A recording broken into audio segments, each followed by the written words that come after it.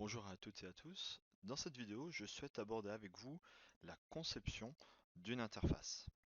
Jusqu'à maintenant, lorsque vous avez fait vos programmes, que ce soit en classe préparatoire ou maintenant aux arts, on a essentiellement travaillé dans la console et on a finalement peu eu d'interaction structurée via une vraie interface utilisateur entre le programme et son potentiel utilisateur.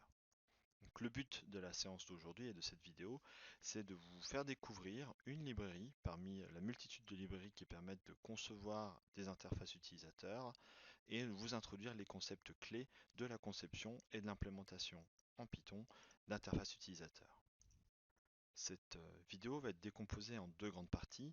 La première un peu théorique qui sera là pour vous expliquer les différents éléments constitutifs d'une interface et en Python, quelles sont les instructions utilisées pour pouvoir l'implémenter.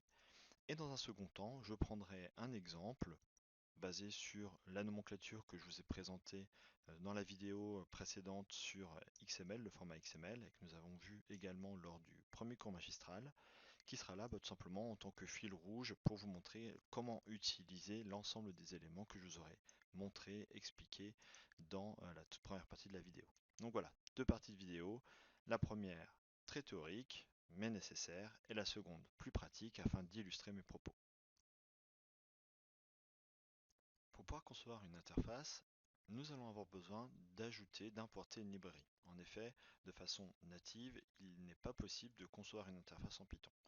Et même de façon plus générale, Python est, à mes yeux, au regard de mon expérience et de l'utilisation d'autres langages de programmation, c'est pas le langage de programmation qui va nous permettre de concevoir le plus rapidement et le plus facilement possible de belles interfaces. Pour pallier à ce problème, on va avoir besoin d'utiliser une librairie. Ici, sur ma présentation, j'en ai retenu deux. La première qui s'appelle PyQt, qui vient du monde du C et qui est très complète, qui contient un certain nombre de fonctionnalités qui vont même au-delà de la conception d'interface, qui est peut-être un peu trop complexe pour débuter. Et une seconde qui s'appelle Tkinter pour Toolkit Interface, qui sera justement celle que je vais vous présenter dans cette vidéo. Alors pourquoi j'ai sélectionné la seconde plutôt que la première? Eh bien tout simplement parce que je considère qu'elle est plus simple d'accès, plus facile à comprendre et à exploiter et donc avoir des résultats plus rapidement, qui pour un début peut être quand même plus intéressant. Alors en plus, ce qui est intéressant, c'est que Tkinter est également disponible, c'est aussi le cas pour PyQt, dans le package Anaconda que je vous ai demandé d'installer en début de semestre. Point d'importance, et c'est pour ça que j'ai mis écrit en gros attention en rouge, il existe différentes versions de la librairie Tkinter en fonction de la version de Python. Donc Python 2X, donc la version 2 ou la version 3. Faites attention lorsque vous allez regarder des tutos ou lorsque vous allez regarder des blogs et des astuces, vérifiez bien que l'ensemble des éléments que vous êtes en train de lire et de suivre sont bien adaptés à la version de la librairie et de Python que vous êtes en train d'utiliser. Dans tout le reste de ma présentation, on pourra considérer que j'ai déjà importé cette librairie Tkinter et qu'elle est rangée ou qu'elle est stockée dans le namespace qui s'appelle tk. Donc dès que vous voyez tk.quelque chose, eh bien en fait c'est la référence au contenu de la librairie Tkinter. Pour pouvoir concevoir une interface, on va avoir besoin d'utiliser et de décrire les éléments qui vont la constituer. Donc à l'instar d'un Lego que l'on va construire en utilisant des briques élémentaires, pour pouvoir construire une interface, on va avoir également besoin de ces briques élémentaires. En Python, ces briques élémentaires, on appelle ça des widgets. Il existe un très grand nombre de widgets et je n'aurai pas du tout le temps dans cette vidéo de tous vous les décrire tellement ils sont nombreux. Néanmoins, il y en existe quand même un certain nombre qui sont très classiques, très communs. Par exemple, si je vous parle d'un bouton, ça sera le widget button. Si je veux par exemple une zone de texte dans laquelle l'utilisateur peut saisir quelque chose, ça sera entry. Si je veux une zone de texte non modifiable par l'utilisateur à des fins de, je sais pas moi, de précision pour un champ, ça sera un label. Si vous voulez une case à cocher, ce sera un check button. Si vous voulez un radio bouton, ce sera un radio button. Alors la différence entre une case à cocher et un radio button, c'est que dans un ensemble de boutons radio, je ne peux en avoir qu'un seul sélectionné à l'instant T. Alors que les cases à cocher, c'est tout à fait possible d'en avoir aucune qui soit cochée ou la totalité qui soit cochée. On peut aussi avoir des listes de choix, donc avec listbox. On peut avoir des canvas dans lesquels on va pouvoir dessiner des graphiques, des traits, des points, et qui par exemple, le canvas c'est ce qui avait été utilisé par le groupe pour lequel je vous avais montré en cours une vidéo de la simulation d'un trafic routier. On peut aussi rajouter, comme dans toutes les applications bureautiques classiques, une barre de menu en utilisant bien, le widget menu ou une arborescence, comme par exemple lorsque vous chargez un fichier dans un répertoire ou que vous regardez bien, une arborescence dans votre cat file de Katia. Et bien ça, c'est un widget aussi, c'est Review. Et il en existe plein d'autres. Et justement, puisque je n'aurai pas du tout le temps de vous expliquer et de vous détailler l'ensemble de ces widgets, c'est important d'avoir la curiosité d'aller regarder un petit peu les différents widgets disponibles, peut-être parce que l'un d'entre eux peut répondre totalement à un besoin que vous avez. Donc avant de chercher à concevoir une interface très complexe, eh bien dites-vous qu'il y a déjà beaucoup de choses qui sont disponibles et n'hésitez surtout pas à aller les chercher. Ayez la curiosité d'aller regarder dans les différents liens que je vous mets ici, eh bien, les éléments qui sont disponibles. Puisqu'on vient de voir ici les widgets, donc ce sont ces briques élémentaires, après il va être nécessaire de les positionner sur l'interface qui va être votre fenêtre principale. Donc pour cela, il y a plusieurs méthodes qui vont vous permettre de positionner et d'ajouter sur la fenêtre principale ces différentes briques élémentaires, ces différents widgets. Alors, parmi ces trois solutions, la première s'appelle Pack. Alors, c'est celle qui est le plus couramment expliquée sur les tutos sur Internet. Donc, je ne vais pas trop rentrer en détail sur cette méthode-là, si ce n'est qu'elle est très intéressante, elle est dynamique. Ça veut dire que lorsque vous rajoutez un nouveau widget à l'interface de façon dynamique, les autres vont se retrouver repositionnés. Donc ça, c'est très intéressant, c'est très puissant et c'est relativement simple d'utilisation. La seconde méthode, quant à elle, ce qui s'appelle Place, va permettre de positionner au pixel près le widget que vous souhaitez. Alors cette méthode-là, souvent je la déconseille parce qu'elle est relativement lourde et elle est relativement peu flexible. C'est-à-dire que si tout à coup vous vous rendez compte que vous avez oublié une zone de texte, eh bien il va falloir tout refaire vos calculs pour bien repositionner au mieux les widgets que vous avez déjà rajoutés à votre interface au bon pixel donné. Donc c'est cette méthode-là, elle peut certainement être la plus précise et peut-être pourquoi pas l'utiliser lorsque vous êtes sûr à 100% de la composition de votre interface, mais lorsque vous êtes en phase de conception, je ne suis pas certain que ce soit la plus pertinente. La troisième, quant à elle, la méthode grid, va permettre de décomposer la fenêtre avec une vue très matricielle et positionner dans l'ensemble des cellules de cette matrice le widget que vous souhaitez. C'est ma méthode de construction que je trouve la plus intéressante, en tout cas la plus rapide à exploiter et pour laquelle aussi vous maîtrisez totalement ce qui va se passer. Comment on va construire et comment on va créer notre interface? Alors, comme je disais jusqu'à maintenant, je parlais de fenêtre. Eh bien, c'est l'élément principal dans lequel on va positionner nos différents widgets. Eh bien, dans un premier temps, il va être nécessaire de l'instancier.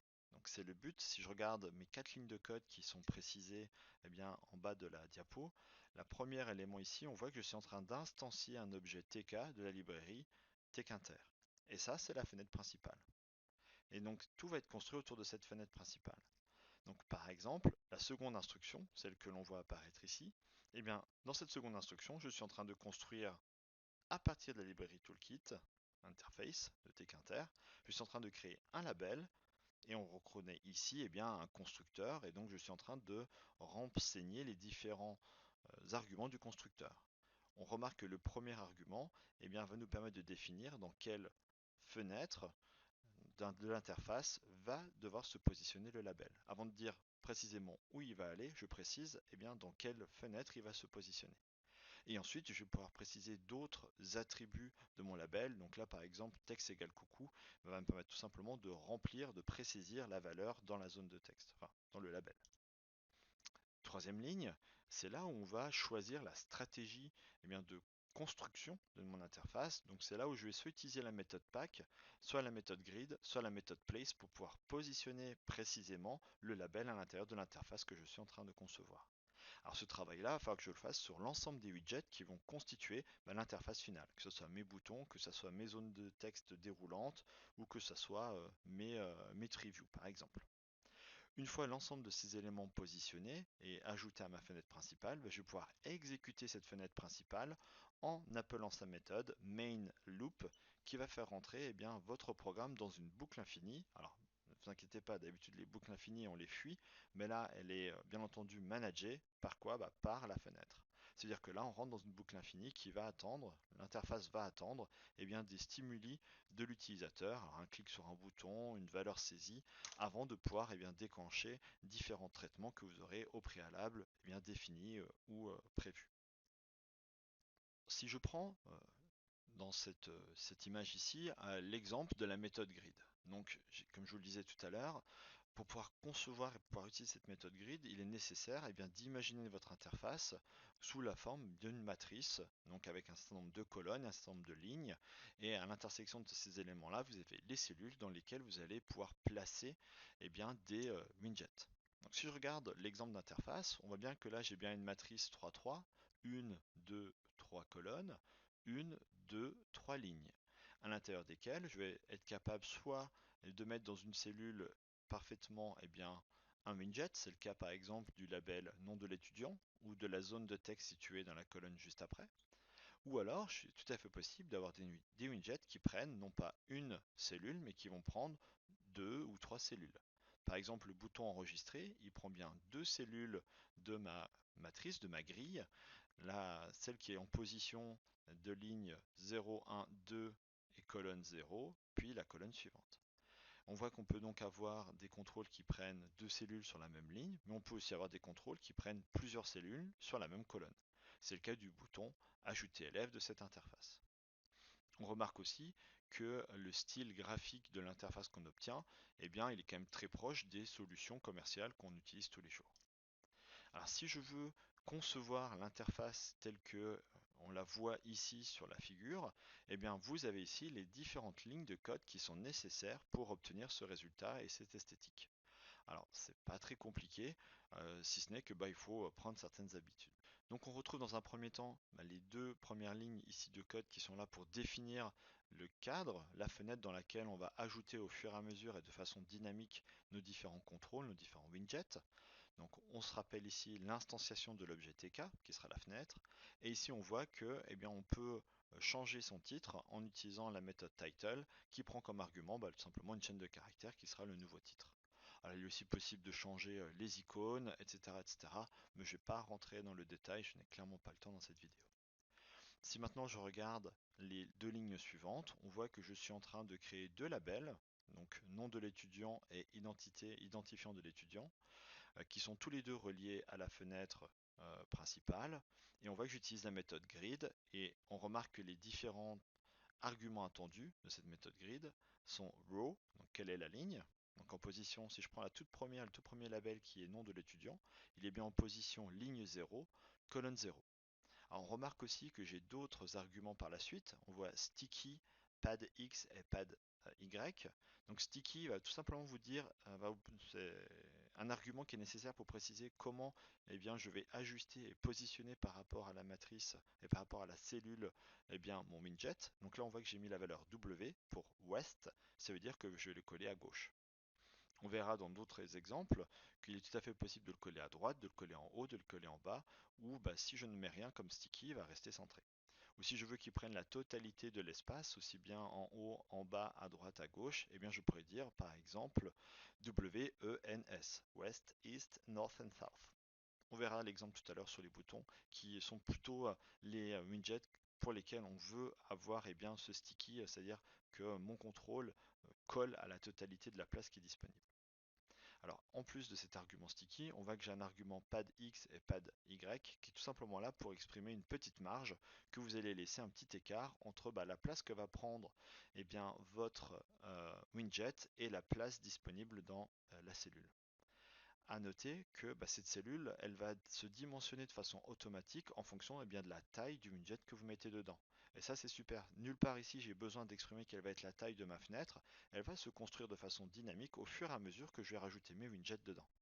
Si par exemple, j'avais pas écrit nom de l'étudiant, mais nom de l'étudiant qui vient de rentrer en première année, automatiquement, tout le reste de la grille aurait suivi et se serait ajusté à la taille du texte que j'aurais mis dedans.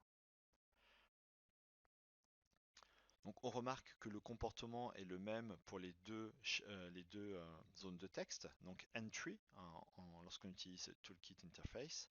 Donc entry qui prennent encore une fois en premier argument quelle est la fenêtre dans laquelle ils doivent se positionner. Et on voit que j'ai une utilisation de grid. Donc là pour ces deux zones de texte, je les ai collées encore une fois à gauche et je n'ai pas désiré mettre de marge. Donc il n'y a pas de pad X et pas de pad Y.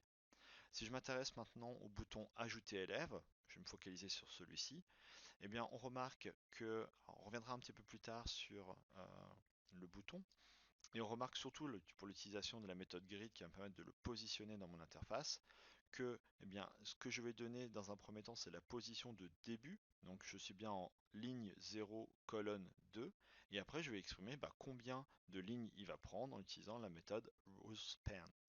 Avec rowSpan, ici je dis 3, donc ça veut dire quoi? Ça veut dire qu'il va prendre 3 lignes de place. On retrouve ce que je disais tout à l'heure avec le sticky. Là, je veux le coller dans toutes les dimensions pour qu'il prenne la totalité de la place disponible. Donc c'est pour ça qu'il va être collé en West, East, North and South. Et j'ai toujours ma marge de 5 pixels. D'accord, c'est des pixels qu'on va exprimer avec pad X et pad Y qui sont là pour donner un petit peu de souffle, un petit peu d'espace dans l'interface, sans quoi tous mes contrôles, tous mes widgets seraient collés les uns aux autres, et ce qui n'est pas forcément très esthétique.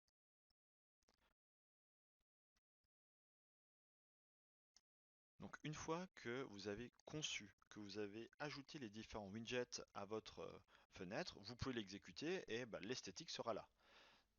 Le problème, c'est qu'il n'y a aucun comportement pour l'instant. Vous avez bien beau cliquer sur le bouton ou rentrer les zones, enfin rentrer du texte dans les zones de texte, pour l'instant, rien n'est disponible, il n'y a aucun comportement. Donc si on veut commencer à rajouter du comportement, on va être capable d'aller consulter des valeurs de certains widgets ou alors modifier certains attributs de certains widgets. Ce que j'appelle contrôle également. Donc si je veux par exemple consulter dans une zone de texte, eh bien je peux utiliser directement la méthode get, ou je suis aussi capable, je vous le montrerai dans la petite démo que je ferai dans la seconde partie de la vidéo, eh bien on va être capable d'associer une variable à ce contrôle afin de facilement aller consulter le contenu d'une zone de texte. Si je veux modifier des propriétés, je vais utiliser la méthode configure. Ok. Alors, à noter pour la consultation, alors là, l'exemple que je vous ai donné avec get pour la consultation, c'est dans le cas très particulier d'une zone de texte, donc un objet entry, mais d'autres propriétés, on peut très bien aller regarder d'autres propriétés disponibles dans différents widgets, et l'ensemble des propriétés que vous êtes capable de consulter, eh bien, sont disponibles en utilisant la méthode cget. Donc c'est grâce à ça que vous allez pouvoir accéder à un dictionnaire qui contient l'ensemble des propriétés du widget que vous pourrez consulter, voire modifier.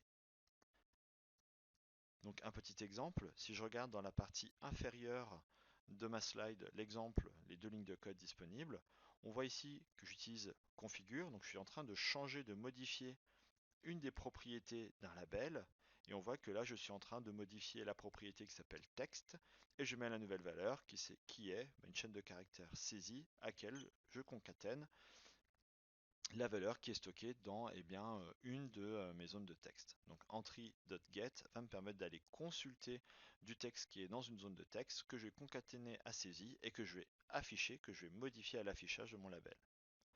La seconde ligne de code ici va me permettre d'aller regarder quelle est la valeur associée à la propriété texte de mon label. Donc je l'utilise comme un dictionnaire puisque l'ensemble de ces propriétés sont structurées et rangées dans un dictionnaire. Dans le cas particulier des boutons, on va être capable très facilement de leur associer un comportement, des actions qui vont être exécutées lorsque l'utilisateur va cliquer tout simplement sur le bouton. Alors pour cela, il existe un attribut. Donc si je reprends ici ma ligne de code que l'on peut voir, lorsque j'instancie un bouton, ce qui n'était pas le cas dans mon exemple tout à l'heure, on a un autre argument possible qui s'appelle commande, auquel je vais pouvoir associer une fonction.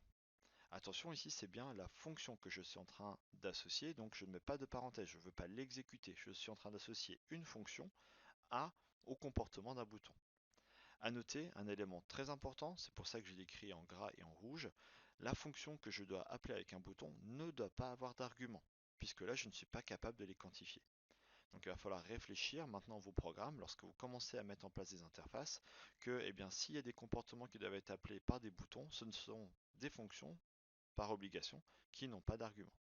Donc à vous de réfléchir comment faire pour, eh bien, si elles ont besoin d'informations pour pouvoir travailler, comment faire autrement que par le passage d'arguments pour aller consulter les valeurs nécessaires à leur bon traitement. Alors, comme toute interface, celle-ci, comme je le disais tout à l'heure, réagit aux stimuli extérieurs et essentiellement aux stimulus et aux stimuli qui viennent eh bien, de l'interaction entre la dite interface et son utilisateur.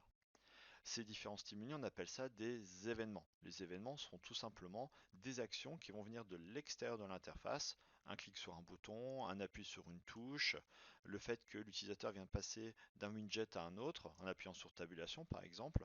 Donc tout ça, ce sont des événements auxquels on peut eh bien, associer un comportement de notre interface. Si un double-clic a une signification particulière dans un endroit donné, par exemple dans un bouton ou dans une zone de texte, je vais pouvoir eh bien, associer à la détection de cet événement eh bien, un comportement, une instruction, une fonction que j'aurais au préalable codée. Donc il est tout à fait possible d'avoir pour chacun des widgets qui constituent l'interface une association, d'accord, ce qu'on appelle du binding, bind, à eh bien, cet événement à une méthode particulière.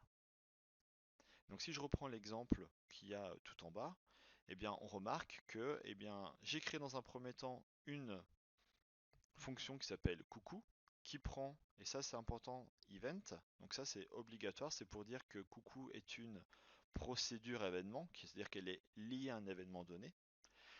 Et donc ici, eh bien, cette méthode coucou, qui est une procédure événement, eh bien là va tout simplement m'afficher un texte. Alors ce qui est intéressant, c'est qu'on voit que event ici eh bien, a des attributs et dans le cas où si cet événement-là c'est un clic sur un bouton, eh bien l'événement va être capable de m'envoyer des informations liées eh bien, à la position de la souris par exemple ou quel clic a été appuyé. D'accord? Donc ça encore une fois, tout va dépendre de l'événement auquel vous allez associer la procédure. Donc c'est important aussi d'avoir la curiosité d'aller regarder sur les forums quelles sont eh bien, les propriétés des différents événements disponibles. Donc là, ma procédure coucou a été créée pour associer eh bien, cette procédure coucou à un événement qui va être détecté sur un widget particulier de mon interface. Eh bien, je prends le widget, donc ici c'est un label, .bind, donc là je vais lui associer, je vais le lier à quoi? Alors, pour quel événement? Button 1, donc ça doit être le clic gauche, et virgule, je mets encore une fois, sans les parenthèses, le nom de la fonction à laquelle je veux associer, je veux binder ce comportement. Là encore une fois, on remarque qu'il n'y a pas d'argument, le seul argument, ça sera l'événement lui-même qui va être déclenché. La première partie est maintenant terminée. Ce que je vous propose maintenant dans la seconde partie, eh bien, c'est sur un exemple simple de dérouler tout ce que je viens de vous expliquer. Alors assez rapidement, j'en conviens, mais c'est les éléments de clé, c'est les concepts de base. Une fois que vous avez compris ceci, après vous allez très facilement pouvoir vous en sortir dans les différents tutos ou les différents aides en ligne, que ce soit celle de Tkinter, de TTK, de toutes les autres librairies qui sont disponibles qui vont permettre de concevoir assez rapidement et assez facilement des interfaces sur Python. Donc à partir de maintenant, eh bien, je vais passer dans la partie démonstration en allant directement sur Spider.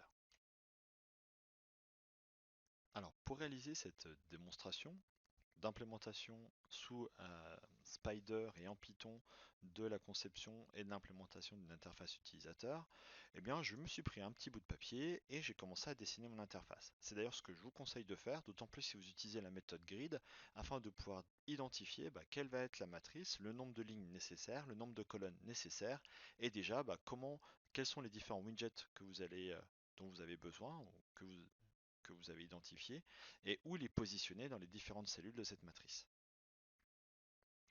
Dans notre cas, puisque le but, ça va être de s'intéresser à la nomenclature, je vais décider de concevoir assez simplement une toute petite interface qui va me permettre d'ajouter des matériaux qui seront par la suite utilisés dans mon programme pour les associer aux différents produits ou composants qui vont constituer mon assemblage.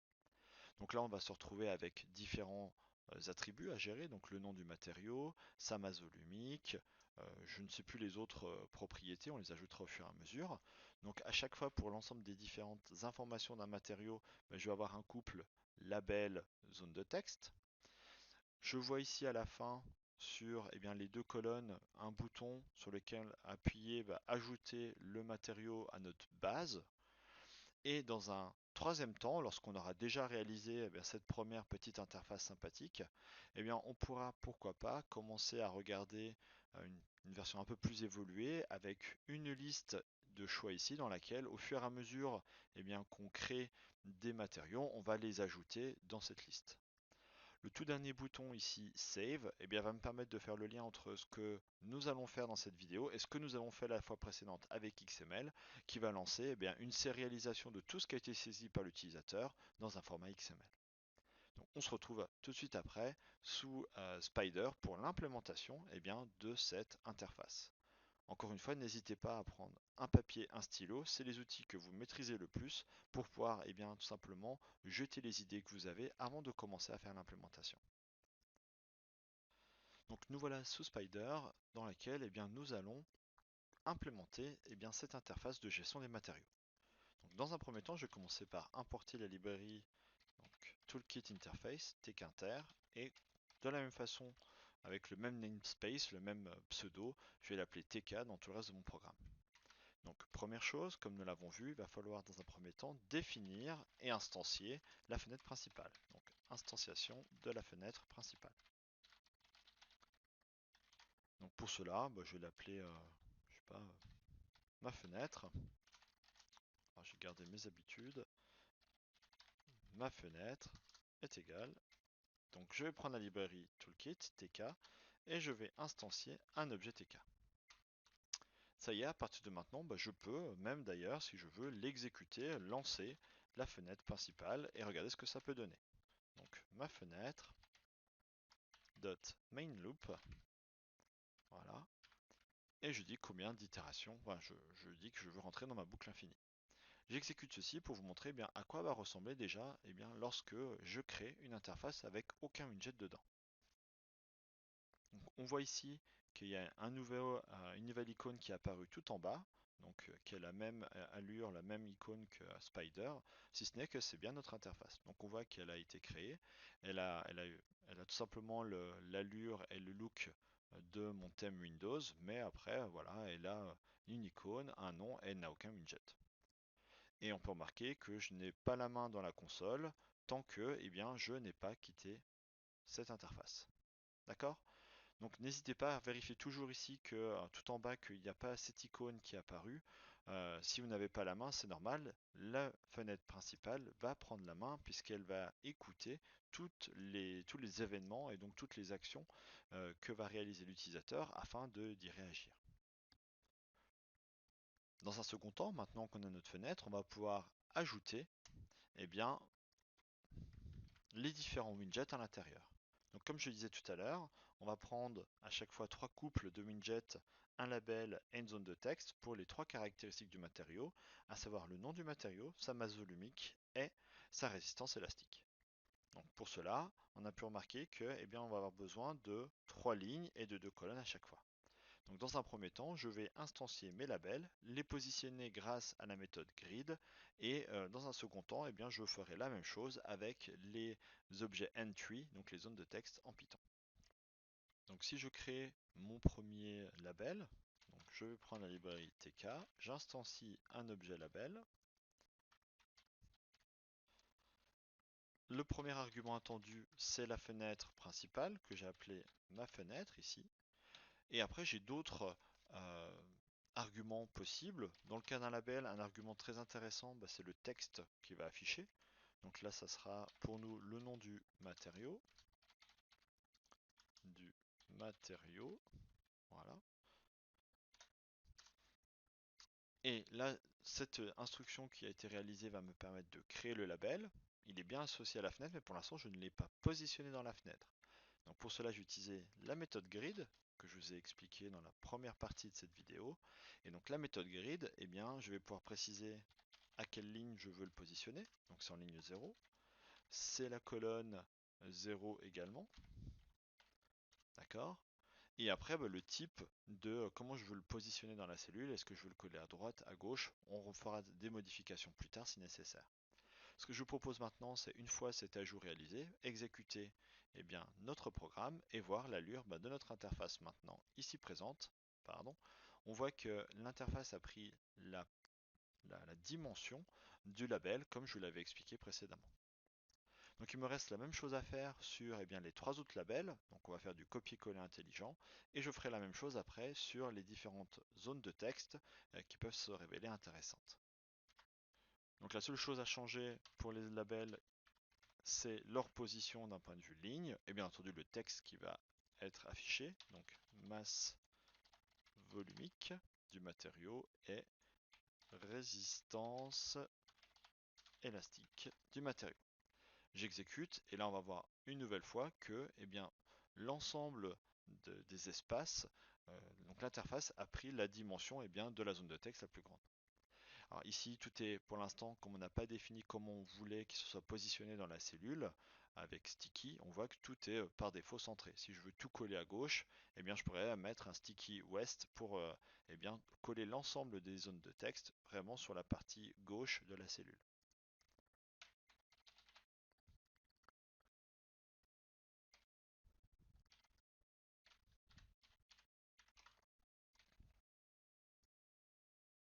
Donc si je fais cette instruction là, si je veux tout coller à gauche, donc je quitte la fenêtre, je la relance, et là tout est bien été collé à gauche. Donc voilà, j'ai mes trois labels qui ont été créés. Maintenant il me reste à créer mes zones de texte. Dans le cas des zones de texte, je vais le faire en deux temps. Je vais déjà créer une variable qui va me permettre de stocker ma zone de texte, puis dans un second temps, je vais la mettre en position. Je ne vais pas faire à la fois le stockage d'un widget dans une variable et sa position en une fois, c'est pas possible. Donc il va falloir dans un premier temps, si j'ai besoin d'accéder après aux caractéristiques, si j'ai besoin de retrouver ce widget, et c'est très important pour zone de texte, le label, si j'ai pas besoin de changer ce qu'il affiche, à la limite, une fois qu'il est mis en position, j'ai pas besoin de le stocker dans une variable pour le retrouver. C'est pas forcément le cas d'une zone de texte. Alors dans un premier temps, je vais juste stocker dans une zone de texte, je vais juste stocker dans une variable ma zone de texte pour pouvoir après la consulter et regarder ce qui a été saisi par l'utilisateur. Dans un second temps, je vous montrerai comment on fait pour associer une variable à une zone de texte qui peut se révéler intéressant pour accélérer les traitements et faciliter les traitements. Donc pour ajouter une zone de texte, je vais utiliser tk, et comme on l'a vu tout à l'heure, c'est entry. Encore une fois, le premier argument attendu, c'est la fenêtre principale, et si je n'ai pas de texte particulier à afficher, je ne vais rien mettre. Dans un second temps, je vais, comme je le disais, la stocker dans une variable. Donc là, je vais l'appeler zone texte nom, qui est là pour dire c'est le nom associé au matériau. Puisque là, j'ai bien ma zone de texte, je peux la positionner grâce à grid. Et donc cette fois-ci, je suis toujours bien en ligne 0, mais c'est la colonne qui va changer. Et je suis bien en colonne 1. J'exécute, je regarde ce que j'obtiens, et j'obtiens bien ici, bien entendu, une zone de texte qui est apparue associée à nom du matériau. Je peux, par un copier-coller intelligent, alors faites attention, donc nom, je vais l'appeler masse vol. Voilà, je vais faire pareil pour résistance élastique. Voilà. Et donc ici, je fais encore une fois bien attention à mon positionnement. Donc ici, je suis plus en ligne 0, je suis en ligne 1. Et ici, je suis plus en ligne 0, je suis en ligne 2. Si j'exécute, j'obtiens cette nouvelle interface avec trois labels, trois zones de texte. Et en plus, je suis capable de retrouver les zones de texte parce qu'elles sont toutes stockées dans une variable. Alors ici, j'ai choisi des variables. Personnellement, je préfère même stocker dans un dictionnaire, ce qui va me permettre très rapidement de les retrouver et d'en stocker plusieurs.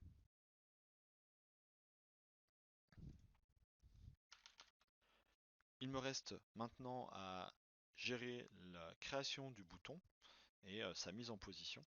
Et donc pour cela, je vais encore une fois appeler la librairie tk.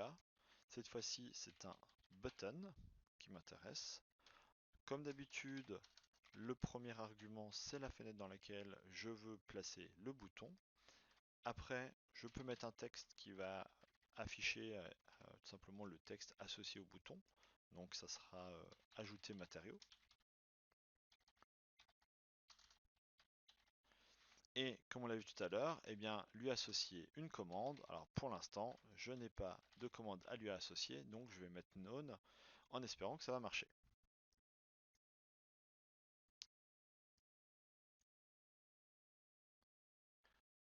Et là, on se rend compte que j'ai oublié quelque chose. Alors très bien, ça me permettra de l'illustrer.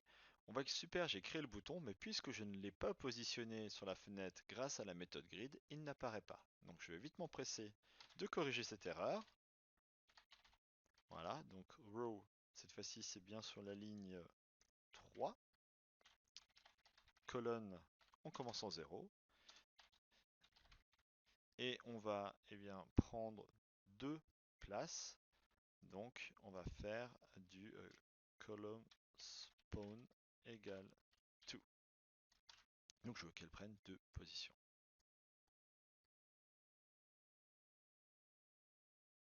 Alors, column spawn, excusez-moi pour la faute de syntaxe. Alors ici aussi quelque chose qui est intéressant, on voit que j'ai deux interfaces qui sont apparues. Ça arrive également lorsque vous avez une erreur dans votre code.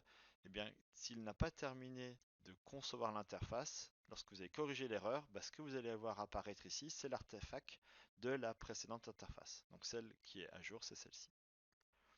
Donc si par exemple ajouter matériaux, on voit qu'ici le bouton il prend la taille de la zone de texte. Si vous voulez avoir plus de place, encore une fois, c'est en jouant sur le sticky qu'on va pouvoir le faire coller un peu plus. Donc W-E-N-S. Donc si je veux qu'il prenne la totalité de la place disponible, donc je quitte mon interface, je relance mon programme et on voit que là le bouton il prend la totalité de la place disponible. Alors si vous voulez beaucoup plus de place, vous pouvez rajouter, comme je l'avais mis dans l'exemple, du pad X et du pad Y qui sont là pour ajouter des marges. Si vous voulez avoir un peu de place et avoir une interface qui est un peu plus aérée. On voit que ça évitera ainsi que les boutons collent vraiment à la frontière de la fenêtre, ce qui n'est pas forcément esthétique. Donc voilà pour la première partie qui m'a permis de concevoir tout simplement l'esthétique de l'interface. Maintenant, il manque encore beaucoup de choses à faire, essentiellement rajouter du comportement. Pour l'instant, c'est que des coquilles vides. Alors, bien que je sois capable de taper du texte, voilà, si j'appuie sur le bouton, rien ne se passe, puisque pour l'instant, on n'a encore rien codé d'un point de vue comportement. Je viens là de rajouter une fonction à mon programme qui s'appelle ajouter matériaux, qui n'a aucun argument. Donc ça, je vous l'avais précisé également, lorsqu'on va vouloir s'abonner à un événement ou lorsqu'on voudra associer une action à un bouton, il faut que les fonctions associées n'aient pas d'argument. Donc là, elle n'en a pas. Et on voit que pour l'instant, la fonction ajouter matériaux, elle ne va rien faire de plus que faire coucou dans la console. C'est pas très intelligent, mais ça va nous permettre de nous montrer des choses. Je prends donc cette méthode ajouter matériaux et je vais l'associer en tant que commande du bouton. Je peux donc maintenant exécuter mon interface, je vais la rechercher. Alors je quitte celle-ci. Je relance mon interface. Et quelque chose d'intéressant, c'est qu'on se rend compte qu'il y a une contrainte de position entre le bouton et la fonction qui va être appelée. Donc c'est important d'avoir la fonction qui est définie avant le dit bouton. Donc je relance ici mon exécution. L'interface ici est bien fonctionnelle et à chaque fois que je clique sur le bouton, on voit dans la console ici un coucou qui apparaît, qui est bien entendu ce que je souhaite. Alors maintenant, l'objectif, ça va être non pas d'afficher coucou, bien entendu, mais on pourra garder, pourquoi pas, dans la console un petit message qui montre que le matériau a bien été ajouté. Mais ce que je souhaite maintenant, c'est bien rajouter à une liste, par exemple, de matériaux, le matériau d'un nom donné, d'une masse volumique donnée et d'une résistance élastique donnée que je serai allé lire directement dans les entries, donc dans les zones de texte de l'interface. Donc là, c'est ce qui va nous permettre de regarder comment on fait pour consulter, consulter une zone de texte. Alors, par exemple, pour un petit peu enrichir ce coucou par la valeur qui a été saisie dans l'interface par l'utilisateur, je peux rajouter ici, par exemple, je vais chercher ce qui a été saisi dans la zone de texte du nom du matériau. Voilà. Et comme on l'a vu et comme je vous l'ai expliqué dans la première partie de la vidéo, je vais utiliser la méthode get pour aller rechercher le contenu de la zone de texte. si j'exécute maintenant le programme, donc ici maintenant matériaux, je mets acier et que je fais ajouter matériaux, je vois bien coucou ici qui apparaît avec acier. Si je change bien entendu et que je mets alu, eh bien entendu ça va changer de la même façon. Donc maintenant ce qu'il me reste à faire dans la méthode ajouter matériaux, eh bien ça va être d'aller consulter le contenu des trois zones de texte et de rajouter dans une, je sais pas moi, dans une liste un triplet, nom du matériau, masse volumique du matériau et résistance élastique du matériau. Donc je m'empresse de le faire rapidement.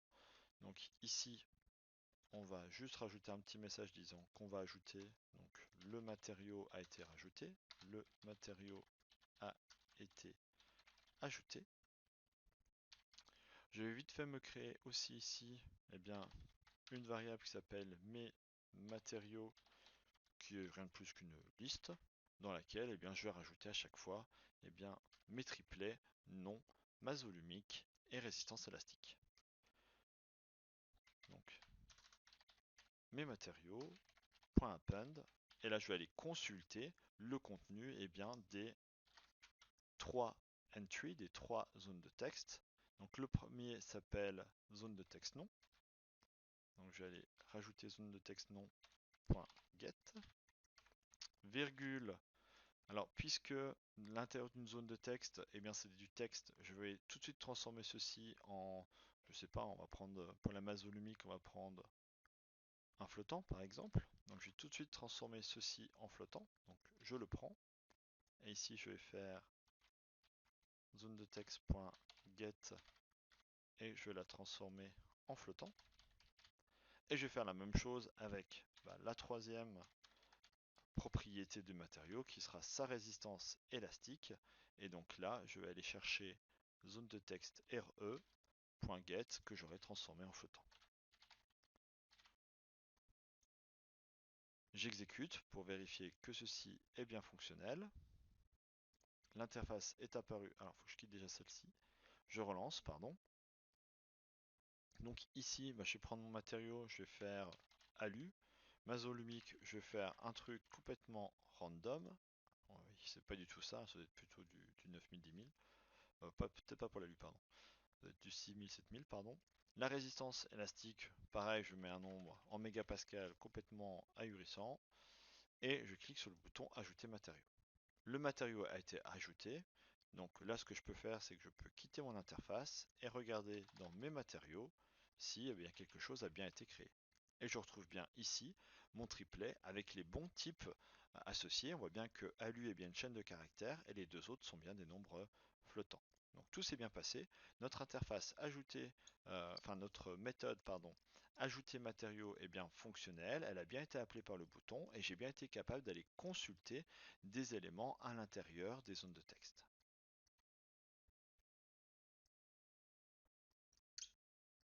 Comme nous l'avons vu dans la première partie de la vidéo, il est tout à fait possible d'associer au contrôle des variables afin d'en faciliter la consultation des propriétés ou la modification de certaines de ces propriétés. Ce que je propose maintenant, c'est de remplacer le code que nous avons fait, c'est-à-dire on a stocké dans des variables les zones de texte complètes et on va remplacer ceci par la création de variables qui feront le lien vers ces zones de texte. Donc par exemple, ma première variable, ça sera nom matériau. Et donc ce nom de matériau sera une variable de type chaîne de caractères, donc string var. Je n'oublie pas les parenthèses puisque je suis en train d'instancier un objet. Je vais faire la même chose avec les deux autres zones de texte qui seront respectivement masse vol du matériau. Et là, cette fois-ci, je peux choisir autre chose comme type de variable. Je vais prendre par exemple un double var. C'est-à-dire que là, je suis en train de typer cette variable comme étant un nombre flottant à double précision. Je peux faire la même chose, je peux garder le même type pour ma troisième variable qui sera la résistance élastique, donc RE. Une fois que j'ai créé ces différentes variables, il me reste à les associer aux différents contrôle et widget zone de texte dès leur instanciation. Ce qui fait que je ne suis plus obligé ainsi de stocker ces objets entry dans des variables, puisque j'ai maintenant une variable qui va être associée et qui sera donc beaucoup plus facile à manipuler. Donc ici, je vais modifier mon code de telle façon que j'exploite réellement le potentiel de ces variables. Donc je vais supprimer cette variable ici, et lorsque je vais créer mon entry, directement, je peux lui associer une text var, une text variable, qui sera quelle est la variable associée à cette zone de texte. Et donc ça sera non matériau. Alors ce qui est intéressant également, c'est que ici, puisque je n'ai plus besoin de stocker la zone de texte dans une variable comme nous l'avons fait jusqu'à maintenant, je peux fusionner mes deux lignes de code et je peux directement mettre en place cette zone de texte sur la fenêtre principale. Je peux faire le même travail sur les deux autres zones de texte, c'est-à-dire ici, je vais enlever tout ceci, je vais lui associer comme text variable la masse vol, je vais tout de suite la coller à l'aide de grid et faire le même travail sur les suivantes. Voilà, je rajoute la text variable adaptée, donc c'est celle qui va me servir variable, c'est celle qui va me servir à gérer la résistance élastique du matériau. Point grid, et là je vais aller rechercher encore une fois ce qu'on avait ici. Voilà. Donc on remarque que ça simplifie la création et la mise en position du widget zone de texte et j'ai quand même, grâce à cette variable, donc non matériaux, masse vol matériaux et erreur matériaux, accès aux informations qui sont stockées à l'intérieur. Ce qui fait que dans ajouter matériaux tel que nous l'avions défini, il va falloir que j'exploite maintenant ces différentes variables. Donc je vais prendre non matériaux, ici, .get, masse vol.get et RE-matériaux.get. Je peux exécuter ceci. Voilà, et on remarque que j'ai eu en plus ici un typage par défaut, puisque automatiquement la valeur par défaut d'un nombre flottant a bien été associée à la zone de texte ici présente. Et donc je peux créer mon matériau test, mettre une valeur donnée, une autre valeur donnée et ajouter le matériau. Je n'ai pas de message d'erreur, le matériau a bien été ajouté, et si je vais voir mes matériaux, j'ai bien test qui apparaît à la liste des matériaux. Donc voilà une autre façon de pouvoir accéder aux informations jugées importantes d'un contrôle zone de texte, en associant à ce dernier une variable. Alors ce mécanisme-là existe pour la totalité des widgets de façon plus ou moins simple. Alors, ce qui est également intéressant, c'est que de la même façon qu'on est capable d'accéder, on va être également capable de modifier. Imaginons que lorsque j'ai ajouté un matériau, je veuille, une fois cet ajout réalisé, remettre à zéro les champs qui ont été saisis par l'utilisateur. Je peux, en utilisant les variables, remettre des valeurs par défaut. Et cette fois-ci, ce n'est pas un get, c'est un set. Et je vais mettre la valeur chaîne de caractères vide pour le nom du matériau. Pour la masse, ici, je vais lui mettre la valeur de 0 en nombre flottant. Et pour la troisième, ici, je vais remettre avec 7 la valeur de 0 également. Si j'exécute ce programme, normalement, lorsque j'ai bien ajouté, je vais l'appeler test 2, lorsque j'ai bien fini d'ajouter des informations à un matériau qui s'est révélé valide, on voit bien que là, j'ai bien la totalité des éléments qui ont été remis à 0. Et si je vais vite fait vérifier mes matériaux, j'ai bien test 2 qui est apparu. Donc voilà comment exploiter ces variables de façon à faciliter les interactions entre votre programme et les widgets qui constituent votre interface. Je souhaite maintenant avoir un résultat visuel lorsque j'ajoute un matériau à mon programme. Pour cela, je souhaite avoir visuellement la liste de l'ensemble des matériaux que j'ai pu ajouter au fur et à mesure de ma saisie. Le widget le plus adapté dans notre cas est la zone de liste qui est aussi disponible dans la librairie Toolkit. Donc pour cela, je vais la rajouter, par exemple ici, tk.listbox. Et là, je me retrouve avec exactement les mêmes attributs attendus. Le nom de la fenêtre principale, donc ma fenêtre principale, et après un certain nombre d'autres attributs. Pour le moment, je vais le laisser vide. Puisque je veux jouer par la suite avec la mise à jour de ces éléments-là, je vais tout simplement l'associer à une variable. Donc ma liste,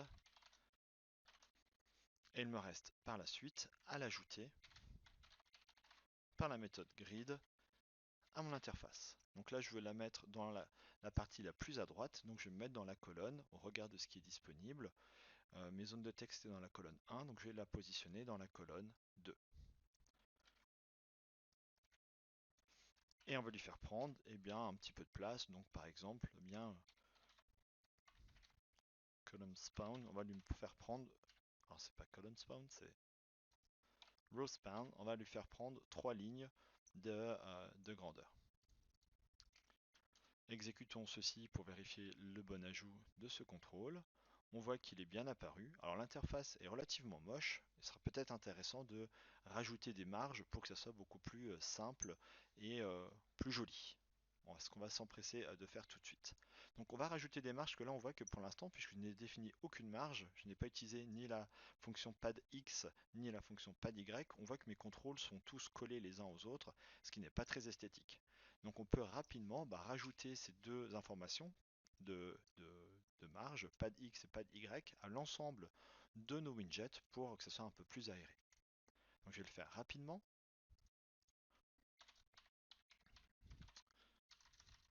Donc je vous rappelle que c'est des pixels que l'on donne, donc pad X et pad Y. Alors personnellement j'aime bien avoir un peu de place de 5 pixels, mais encore une fois tout ça c'est très personnel, donc ce sera à vous de choisir les valeurs que vous jugez les plus esthétiques. Donc là, je rajoute ces marges sur l'ensemble de mes contrôles. Je n'oublie pas le bouton de tout à l'heure. Voilà. J'exécute à nouveau. On voit tout de suite l'effet. On voit que, on a un peu plus de place sur nos contrôles, ce qui est quand même plus aéré et plus sympathique. On remarque aussi que le titre ici s'appelle toujours TK, donc je vais m'empresser de le changer en utilisant la méthode title de l'objet fenêtre. Donc ma fenêtre .title. Et là, je vais mettre gestion des matériaux. Des matériaux avec un A. Donc si j'exécute une nouvelle fois, on a bien quelque chose qui répond bien à ce que je souhaitais. J'ai bien le titre qui a été changé. J'ai bien ici l'ensemble des widgets qui sont assez espacés grâce aux marges. Et on voit que le nouveau widget list est bien apparu là où je le souhaitais. Alors si je veux avoir quelque chose d'un peu plus esthétique, je me propose par exemple de glisser le bouton un petit peu.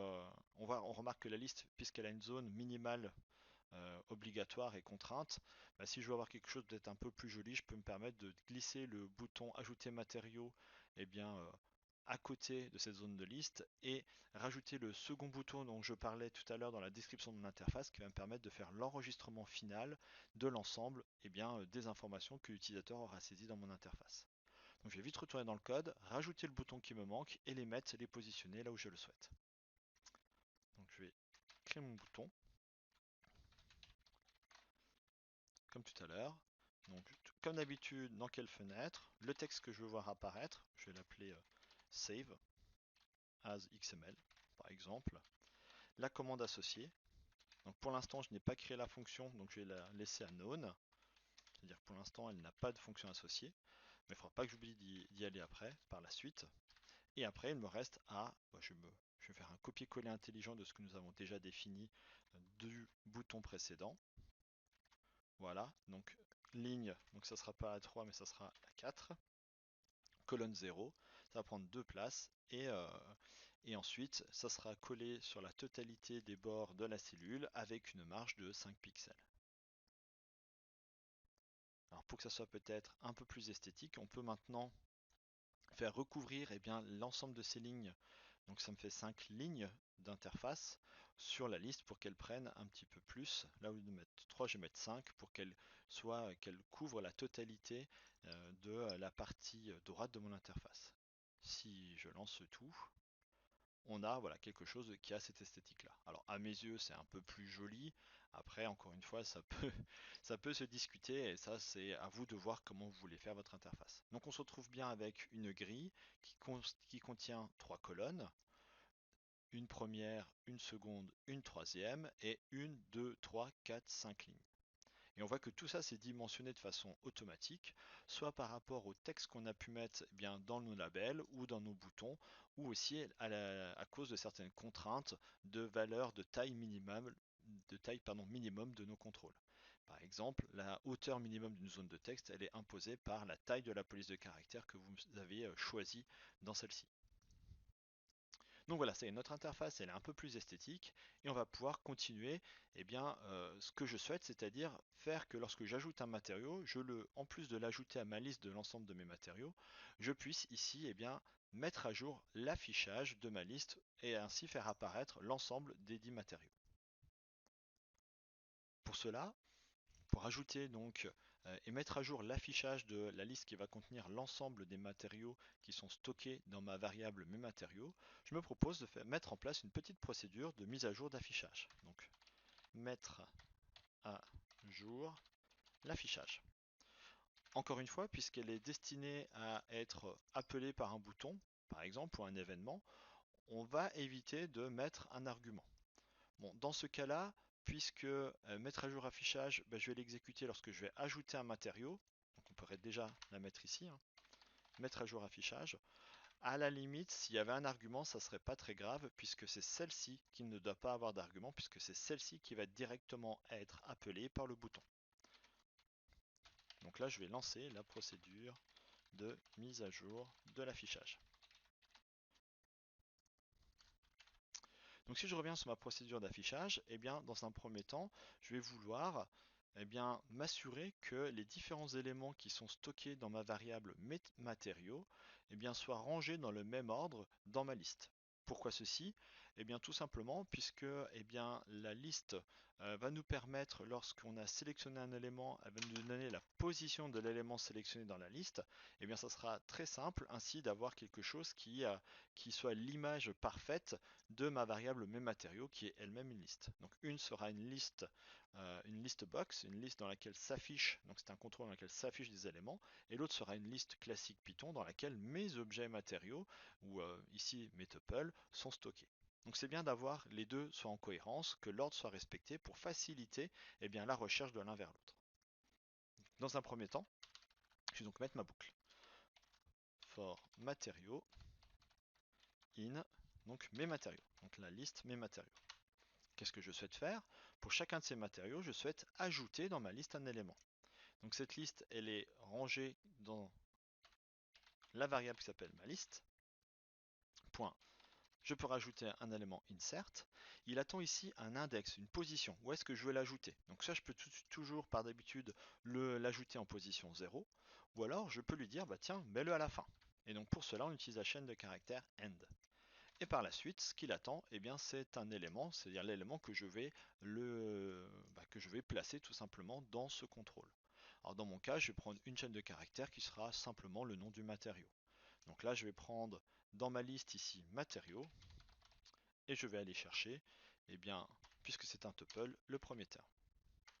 Si j'exécute ceci, hop là, donc je vais rajouter un matériau, s'appelle test1. Peu importe les valeurs ici, peu importe les valeurs ici, j'ajoute le matériau. On voit qu'il est bien ici affiché et que tout le mécanisme qu'on avait déjà mis en place est bien activé. Tout est effacé. Ok. Alors arrive le problème suivant. Si je crée un nouveau matériau, on risque d'avoir un souci de ce type.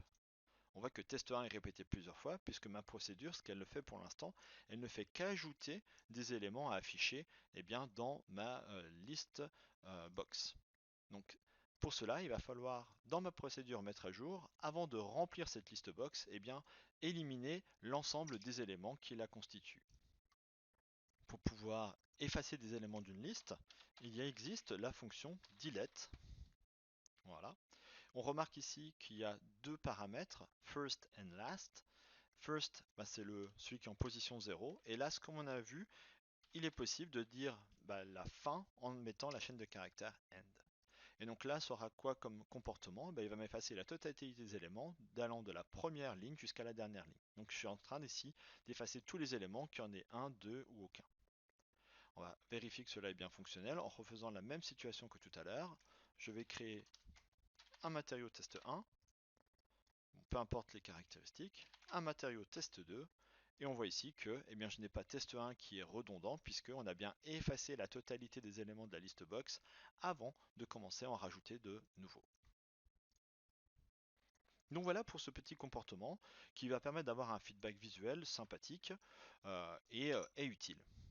Ce que je vous propose maintenant, et c'est aussi encore une fois pour pouvoir illustrer les différents propos que j'ai pu tenir dans la première partie de la vidéo, j'aimerais bien avoir un comportement spécifique lorsque l'utilisateur va double-cliquer sur la liste. Par exemple, tout simplement, j'aimerais bien avoir dans la console un petit print qui m'affiche les caractéristiques du matériau sur lequel l'utilisateur vient de double-cliquer. Donc, comme on a pu le voir, cela va nécessiter deux choses. Cela va nécessiter dans un premier temps que nous ayons défini le comportement attendu lorsque l'utilisateur va double-cliquer sur la liste déroulante, ce qu'on appelle une procédure événement.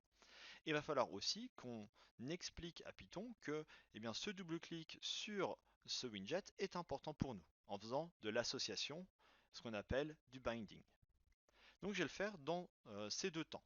Premier temps, je vais définir ma fonction, ma procédure événement, donc affichage matériaux sélectionnés par exemple. Ok, je dis que c'est un événement. D'accord, c'est-à-dire qu'elle va se déclencher à partir d'un événement. C'est ça qui va l'appeler. Et là, ce que je souhaite, alors je vais juste corriger ma petite faute ici, sélectionner. Et là, ce que je souhaite, c'est afficher. Alors, on va faire un print. D'accord, dans un premier temps, on va juste faire un print double-clic pour montrer qu'on a bien identifié cet événement. Et après, on fera quelque chose de plus utile, c'est-à-dire on fera l'affichage des caractéristiques du matériau sélectionné. Ce qui nécessite de savoir comment faire pour savoir quel est l'élément sélectionné. On y reviendra tout de suite après. Donc ici, j'ai une procédure qui va juste afficher double-clic dans la console lorsque l'événement double-clic sur le widget listbox sera détecté. Alors pour faire ceci, il va être nécessaire de faire ma liste.bind, comme on l'a vu ensemble, écrire sous la forme d'une chaîne de caractères quel est l'événement qui nous intéresse, et dans notre cas, ce sera double-clic 1, et ensuite, dans un second cas, quelle est la fonction que l'on souhaite associer. Et nous, ça sera affichage matériaux sélectionnés.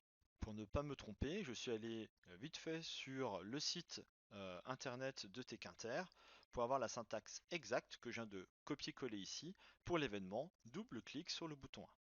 Donc c'est bon, on a bien associé l'événement, la procédure et le widget qui nous intéresse. On a créé le comportement de la procédure événement, on peut la tester maintenant. J'exécute mon programme. Pardon, j'ai fait une bêtise. J'exécute mon programme et là je peux même déjà double-cliquer même si j'ai pas d'élément. Et on voit double-clic qui apparaît bien dans la console. Je redouble-clique une nouvelle fois avec le clic gauche. Si je le fais avec le clic droit, rien ne se passe. D'accord? Si je fais un simple clic, rien ne se passe. C'est vraiment sur les doubles-clics que cette procédure événement va être déclenchée. Donc quelque chose voilà, qui est intéressant. Alors maintenant, ce qui me reste à faire, c'est rendre cette fonctionnalité un peu plus intéressante en identifiant quel élément qui a été sélectionné par l'utilisateur et en l'affichant dans la console. Si je souhaite obtenir ou connaître quelle est la position de l'élément qui a été sélectionné par l'utilisateur dans une liste box, dans une liste de choix, je dois utiliser la méthode suivante qui s'appelle curseSelection. Ok, là, ça me permet d'obtenir, pour un élément donné, donc ma liste.curseSelection, ça me permet de retourner, elle va me retourner une liste qui contient des positions, allant de 0 pour le premier élément jusqu'à un certain nombre d'éléments, une liste de l'ensemble des éléments qui ont été sélectionnés. D'accord? Donc ça peut être, encore une fois, tout dépend des caractéristiques que vous avez mis dans votre liste. Il est tout à fait possible d'autoriser la multisélection. Là, je ne l'ai pas fait, donc en théorie, je ne dois avoir qu'un seul élément dans ma liste quand quelque chose a été sélectionné. Donc avant de chercher à afficher le matériau qui a été sélectionné, il est peut-être nécessaire de vérifier qu'il y en a bien un qui a bien été sélectionné. Donc je vérifie que la longueur de cette liste elle est bien strictement supérieure à 0. Et si c'est le cas, eh bien je vais prendre le premier terme, c'est la position de l'élément qui m'intéresse. Donc position est égale à, je vais prendre ceci, et je vais prendre la première position de la liste qui me sera retournée. Donc position ici, c'est la position de l'élément sélectionné dans la liste, la liste box. D'accord? Et donc je sais, comme j'ai fait super attention à ce que l'ordre soit bien respecté entre ma variable, mes matériaux et cette liste box, eh bien je peux maintenant accéder aux informations du matériau grâce à cette position. Donc là je peux faire quelque chose du type, eh bien le nom du matériau, sa masse volumique par exemple, avec les informations de sa masse volumique, et puis sa résistance élastique, avec bien, les informations associées. Et ces informations associées, je vais les chercher où? Eh bien, je vais les rechercher dans la variable mes matériaux. Ici, je sais quelle est la position du matériau qui a été sélectionné. Et après, je peux aller rechercher bien, dans l'ordre les informations nécessaires. Donc ici, position 0, puis position 1, puis position 2. Position 1, puis position 2. Et voilà, on a ici mis en place, alors peut-être que j'ai oublié la parenthèse du print. Non, je crois que c'est bon. Et donc on a ainsi mis un comportement qui va me permettre d'afficher dans la console les informations du matériau qui a été sélectionné. On va pouvoir le tester afin de vérifier que cela est bien fonctionnel. Donc je vais vite fait me rajouter un matériau, alors alu, avec une valeur encore une fois purement aléatoire, acier. Voilà, je prends des valeurs purement aléatoires.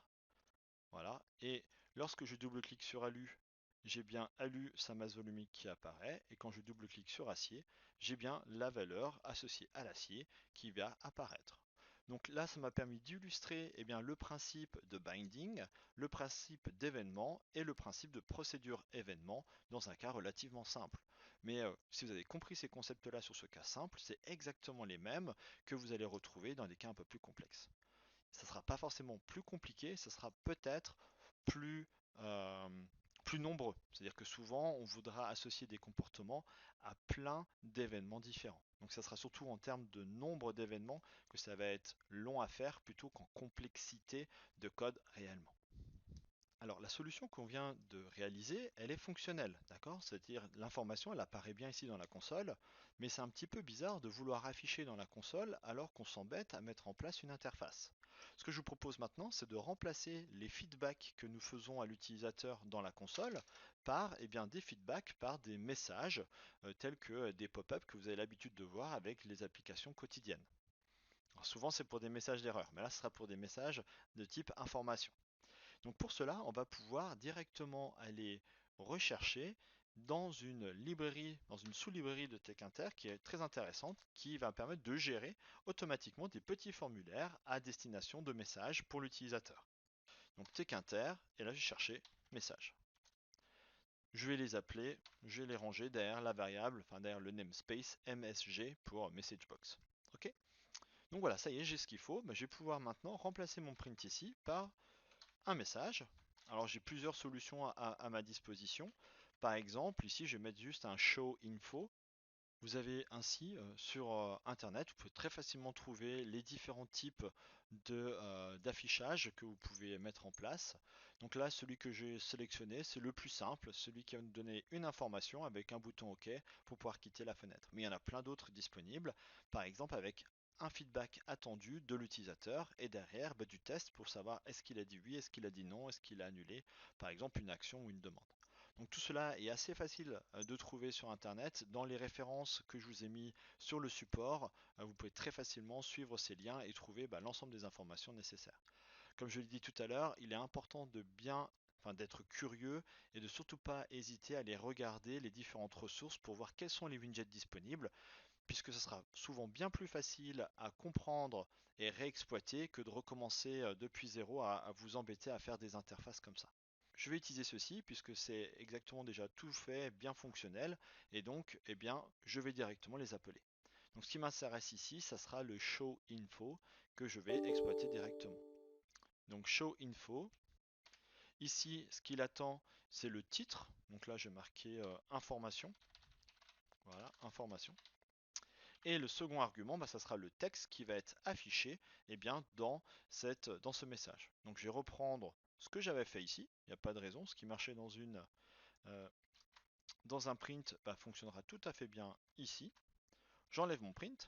Ou à la limite, je peux même le laisser. Hein, ça sera la même information qui sera affichée à deux endroits différents.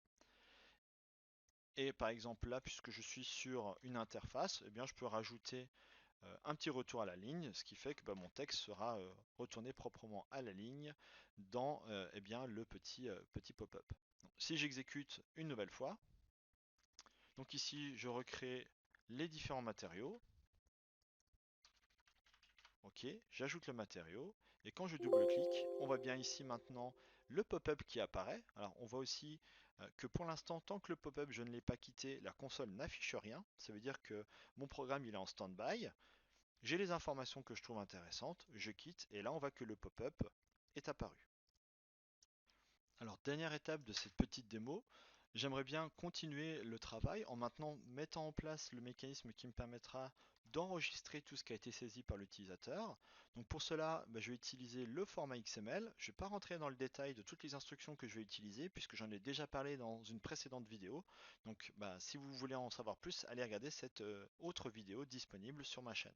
Donc pour cela, je vais vite fait faire cette petite ligne de code qui s'appelle enregistrer en XML. Encore une fois, puisqu'elle est destinée à être appelée depuis un bouton, je ne mets aucun argument ici. Et je vais mettre en place ma boucle for, l'ajout de mes différents éléments. Et je reviens vers vous une fois que ce code est réalisé.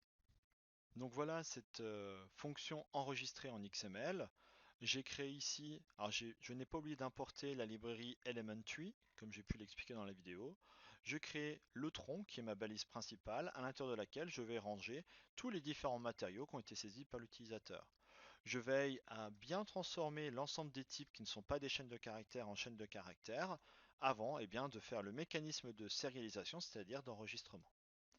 Alors, on pourra faire le test du bon fonctionnement de ceci. Donc, si j'exécute ici, je crée de l'alu et de l'acier, par exemple, avec des valeurs complètement random.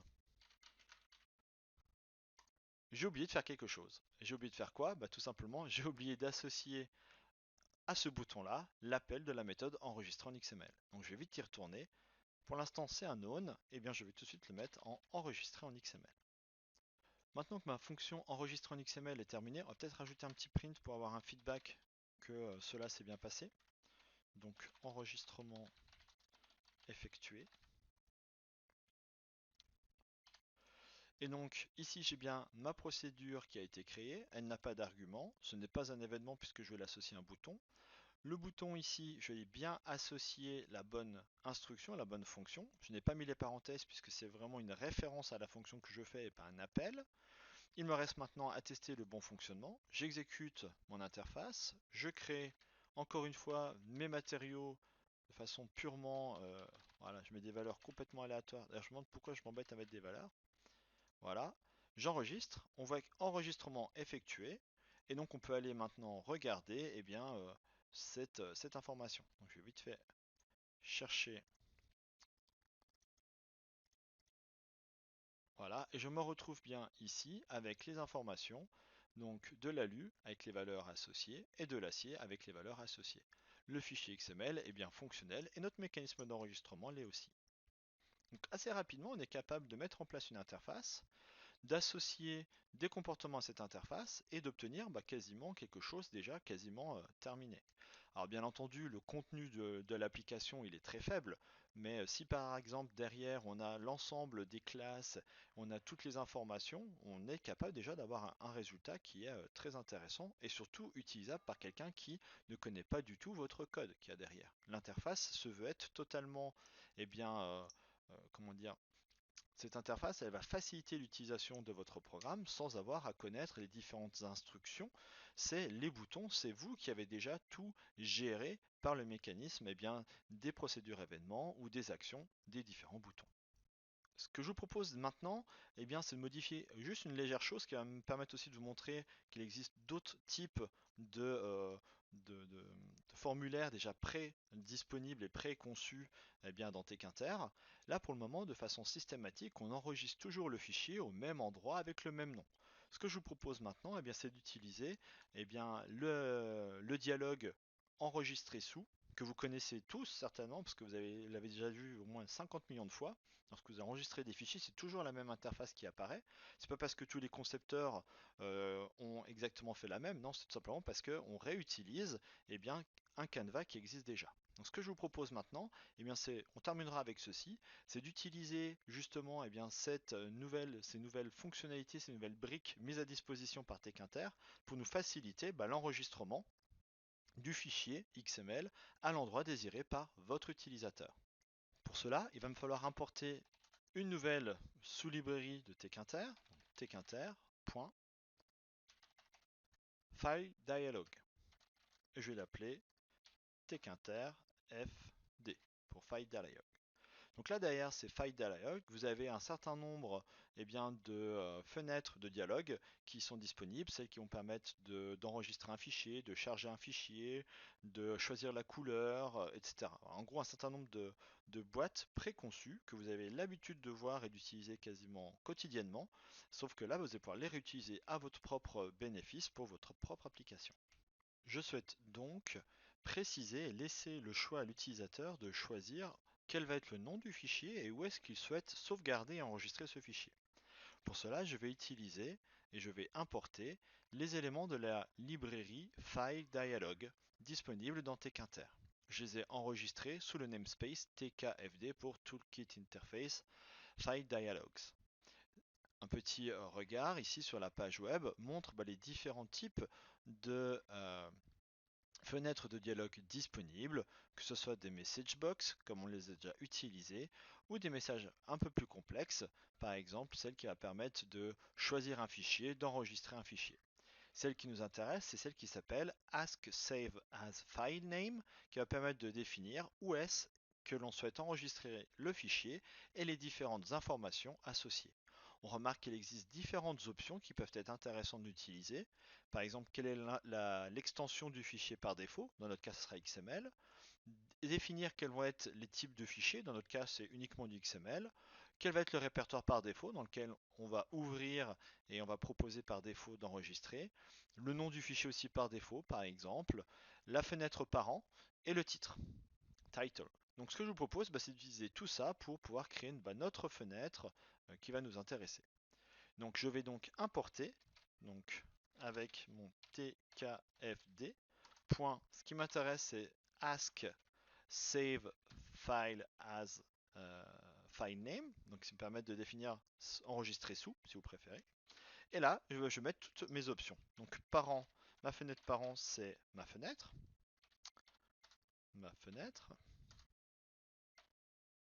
Voilà. Ensuite le default. Donc si je retourne vite fait sur la page web, le default extension, donc c'est l'extension par défaut, c'est .xml. L'argument suivant que je souhaite utiliser, si je retourne sur la page web, c'est file types, qui va me permettre de contraindre les différents types de fichiers.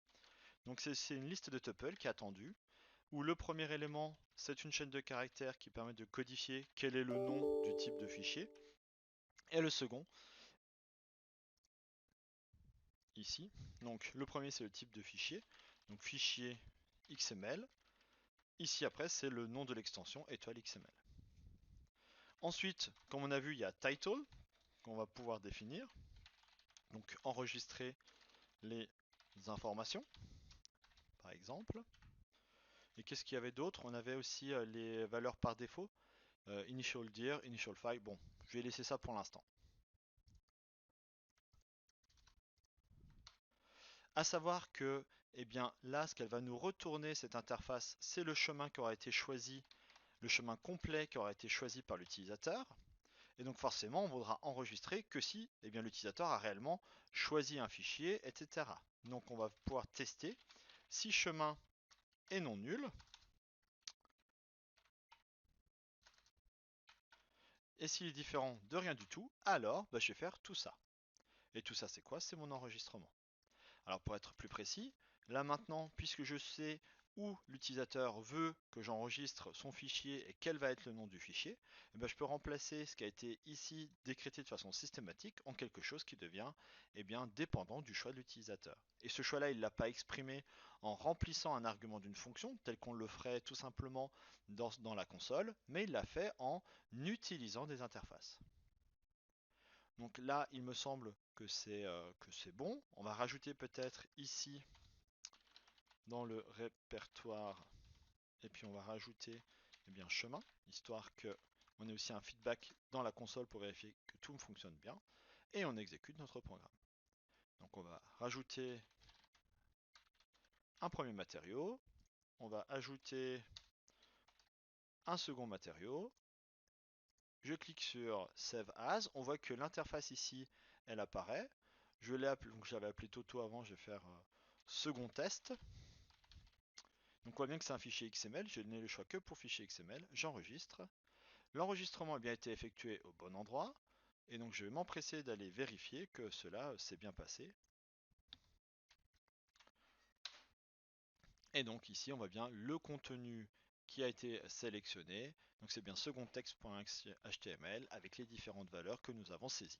Donc voilà, c'était la dernière étape de ce que je voulais vous montrer dans, dans cette petite vidéo qui, je pense, a dû dépasser la demi-heure encore une fois.